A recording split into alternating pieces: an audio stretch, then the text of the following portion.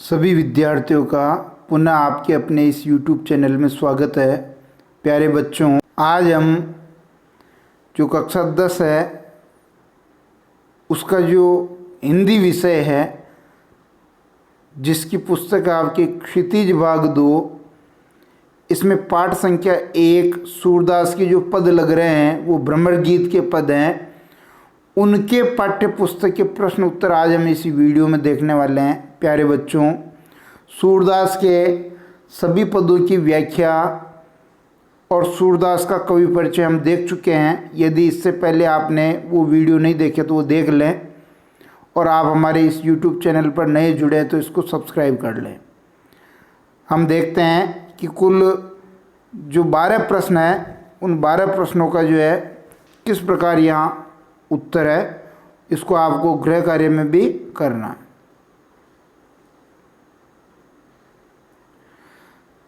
पहला प्रश्न कह रहा है, गोपियों द्वारा उद्धव को भाग्यवान कहने में क्या व्यंग्य निहित है। तो उत्तर देखेंगे, गोपियों द्वारा उद्धव को भाग्यवान कहने में वक्रोक्ति यानी व्यंग्य है। ऐसा लग रहा है जैसे गोपियां उद्धव जी की प्रशंसा कर रही है, किंतु वास्तव में वे कहना चाह रही है कि तुम बड़े अभाग्य हो क्योंकि तुम प्रेम का अनुभव नहीं कर सके। उद्धव वास्तव में भाग्यवान न होकर के भाग्यहीन है। कृष्ण के सानिध्य में रहते हुए भी प्रेम के उस असीम आनंद से तुम वंचित कैसे रहे। तुमने प्रेम का आनंद जाना ही नहीं, ये तुम्हारा दुर्भाग्य है। अर्थात यहाँ जो है कहा तो जा रहा है कि वो भाग्यवान है, लेकिन वास्तव में वो भाग्यवान नहीं है, वो अभाग्य हैं। दूसरा प्रश्न देखिए। दूसरा प्रश्न कह रहा है कि उद्धव के व्यवहार की तुलना किस किस से की गई है। तो उद्धव के व्यवहार की तुलना 2 वस्तुओं से की गई है।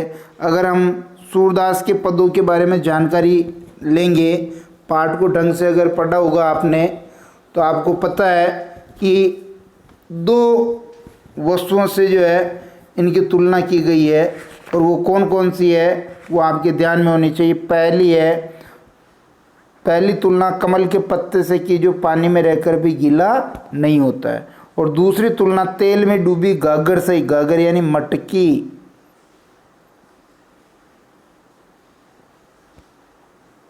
मटकी से की जो तेल के कारण पानी से गीली नहीं होती, चिकनी हो जाती है, और चिकनी होने के कारण वो गीली नहीं होती है। ये दूसरे प्रश्न का उत्तर था।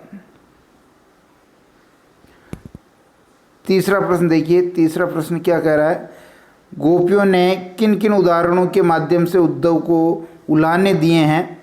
तो उत्तर देखेंगे, गोपियों ने निम्न उदाहरणों के माध्यम से उद्धव जी को उलाहने दिए हैं। पहला देखिए, गोपियाँ उद्धव के व्यवहार को कमल के पत्ते के समान बताती है, जो पानी में रहकर भी उससे अछूता रहता है, यानी वे कृष्ण के संग रहकर भी प्रेम को नहीं जान पाए। कहने का मतलब, जैसे कोई कमल का जो पत्ता है वो चिकना होता है और पानी में रहता तो उसके बूंद नहीं लगती, यानी पानी उसको स्पर्श नहीं कर पाता, ठहर नहीं पाता, चिकना होने के कारण वो जो है हमेशा अछूता रहता है। ठीक इसी प्रकार जो उद्धव है वो भी कृष्ण के साथ रह तो रहे हैं, लेकिन वो कृष्ण प्रेम में नहीं डूबे हैं, कृष्ण प्रेम को नहीं जान पाए। प्रीति नदी में पाँव न बोरियो, एक पद में पंक्ति आई थी आपके कि प्रीति नदी में पाँव न बोरियो, यानी प्रेम रूपी नदी में उन्होंने अभी पैर नहीं डाला है। फिर देखिए,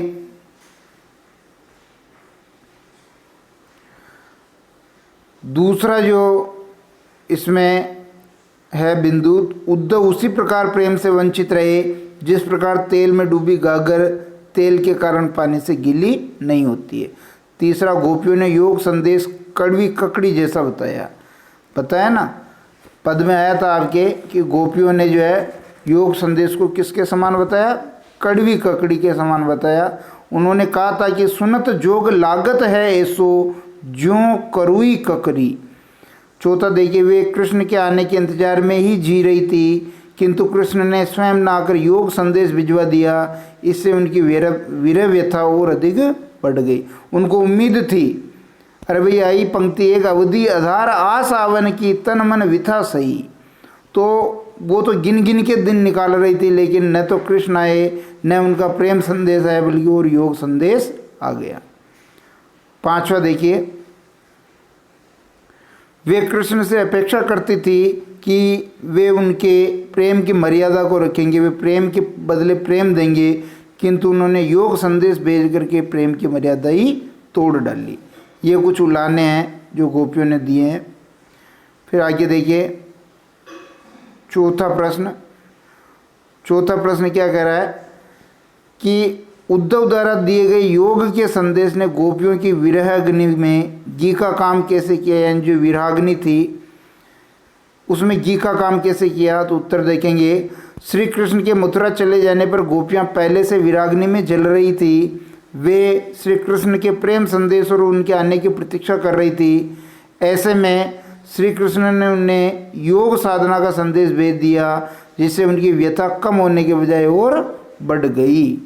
इस तरह उद्धव द्वारा दिए गए योग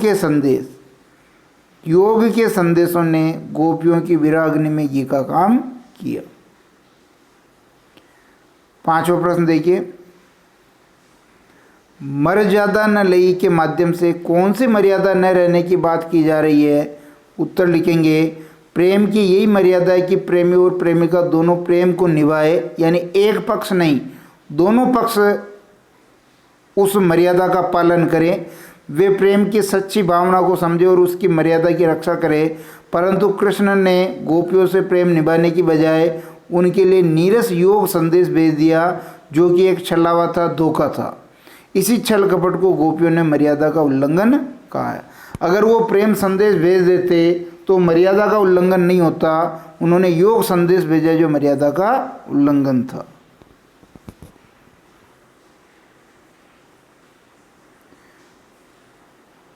फिर आगे देखिए 6वां प्रश्न क्या कह रहा है, कृष्ण के प्रति अपने अनन्य प्रेम को गोपियों ने किस प्रकार व्यक्त किया है। तो इसको लिखेंगे, उत्तर, गोपियों ने कृष्ण के प्रति अपनी अनन्य और एकनिष्ठ भक्ति निम्न रूपों में व्यक्त की है। पहला, वे अपनी स्थिति गुड़ से चिपटी हुई चींटियों जैसी पाती है, जो किसी भी दशा में कृष्ण प्रेम से दूर नहीं रह सकती। यानी जिस प्रकार गुड़ से चींटियाँ चिपकी रहती है, वैसे ही कृष्ण प्रेम से गोपियाँ का जो लगाव है, उनका मन उसमें लगा हुआ है। यानी आया ना एक, सूरदास अबला में बोरी गुर चाटी जो पागी। इसी प्रकार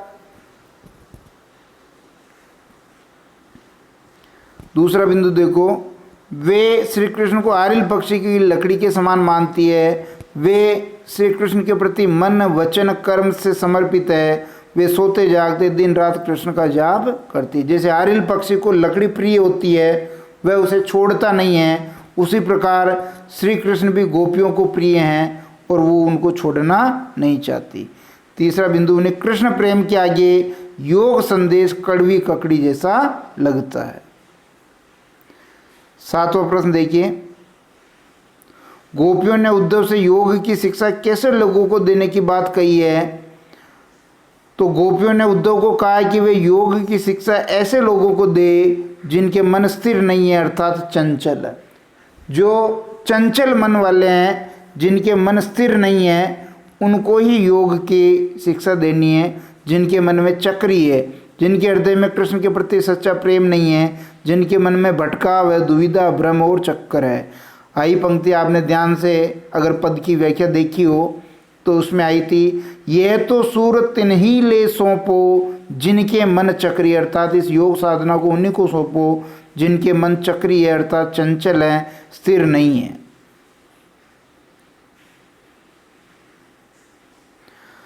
8वां प्रश्न देखिए, प्रस्तुत पदों के आधार पर गोपियों का योग साधना के प्रति दृष्टिकोण स्पष्ट करें। योग साधना के प्रति गोपियों का क्या दृष्टिकोण था। तो प्यारे बच्चों, आपने जब ये पदों की व्याख्या देखी होगी तो आपको पता चल गया होगा कि योग साधना गोपियों को बिल्कुल भी पसंद नहीं है।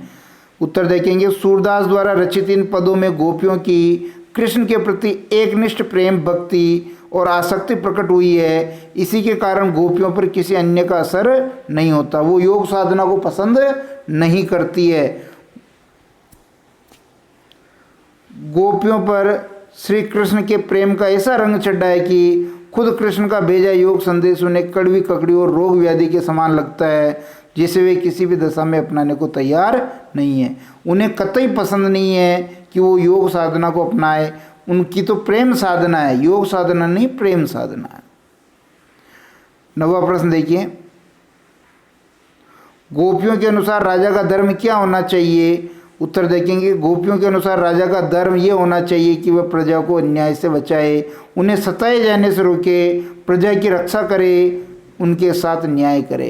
अरे भाई, ये पंक्ति आई थी, आपने अगर ध्यान से सुनी हो तो, राज धर्म तो यह सूर जो प्रजा ने जाई सताए, अर्थात प्रजा को सताए जाने से रोके।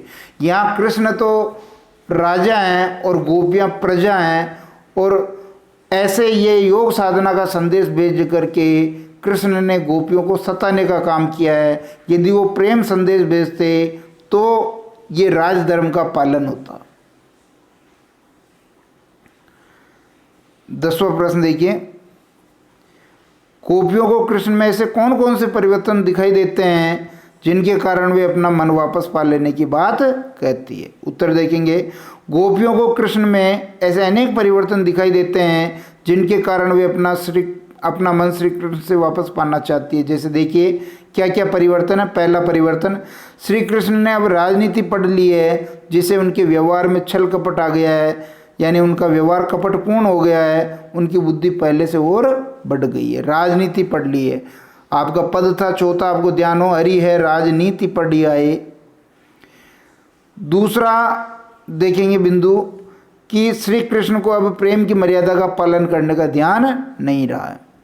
चौथा, श्री कृष्ण अब राजधर्म भूलते जा रहे हैं। तीसरा और चौथा, दूसरों के अत्याचार छुड़ाने वाले श्री कृष्ण स्वयं अनीति पर उतर आए हैं। यानी जब रक्षक ही भक्षक बन जाए, कृष्ण पर यह विश्वास था कि वो प्रेम के उस मार्ग को ध्यान में रखेंगे, और उन्होंने ये योग साधना का ज्ञान भेज करके अनीति की है, अर्थात जिनसे आशा और उम्मीद थी उन्हीं से हमें जो निराशा मिली है। 11वां प्रश्न देखिए, गोपियों ने अपने वाक चातुर्य के आधार पर ज्ञानी उद्धव को परास्त कर दिया। उनके वाक चातुर्य की विशेषताएं लिखिए। वाक कहते हैं बच्चों वाणी, वचन, बोलने की चतुरता।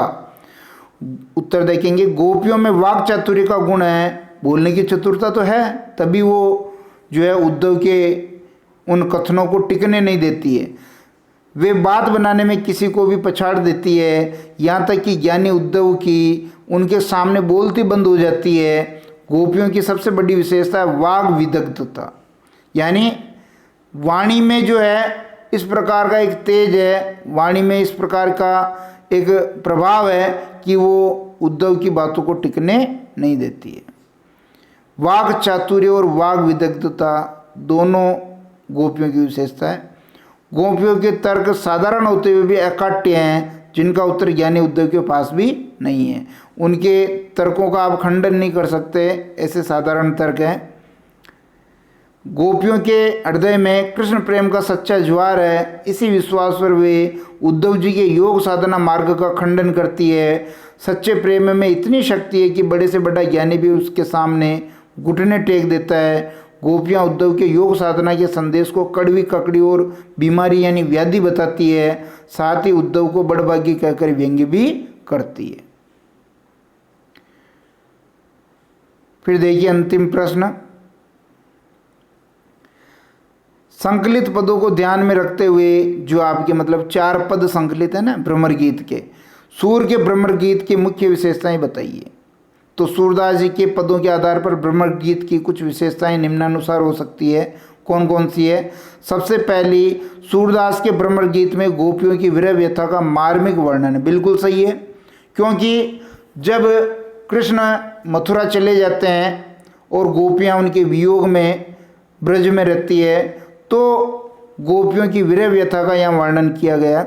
दूसरा देखिए, निर्गुण और निराकार भक्ति से ज़्यादा सगुण और साकार भक्ति को महत्व दिया गया। बिल्कुल सही है।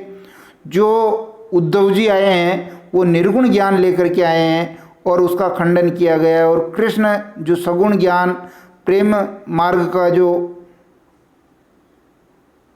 प्रेम मार्ग का जो अनुसरण गोपियों ने किया है उसको ज़्यादा महत्व दिया गया है। भ्रमर गीत में निर्गुण का खंडन कर सगुण ब्रह्म की जीत बताई गई है।